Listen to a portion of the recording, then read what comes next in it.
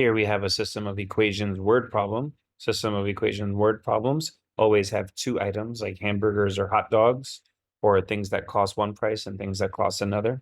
So when you're doing these, you want to look for the price versus quantity of each item. And the price may not always be money. It's the number that goes along with each item. So in this situation, we're seeing that we have a revenue of 80 per adult and 60 per child. And we can consider those as a price because we're not saying that each one costs 60 and 80, but that there's a number of 60 and 80 that goes along with each. So because we have a price already taken care of, we're going to go ahead and say that X and Y are the number of each.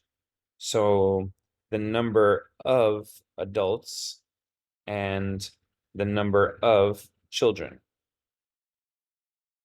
So if X and Y are the numbers of each item, that'll mean that X and Y put together is the total number of adults and kids. And the total revenue is $1,440. That's going to most likely be our price times quantity statement. In other words, we have X adults and each of them has a revenue of 80, and we have Y children and each of those has a revenue of 60. So let's kind of line this up a little bit better here.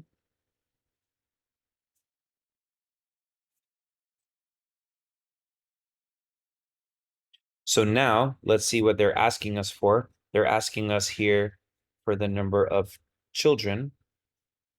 So they're asking us for Y, which means we've got to eliminate the other one if we want to solve for Y on the first run through. If we eliminate Y by accident, we'd have to plug X back in to get Y. So if we just eliminate the right thing from the beginning, it makes life a tiny bit easier.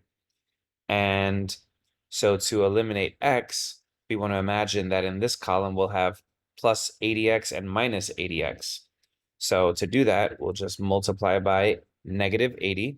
Negative 80X minus 80Y is whatever you get for negative 80 times 21, which is negative 1,680. And we can keep the other one the same. 80X plus 60Y is 1,440. And now when we add straight down, the 80s will cancel and we'll get negative 20Y equals whatever we get by adding these two numbers here, which I believe is going to be negative 240, and dividing by 20 on both sides, we'll get 12 for Y, which is answer choice C.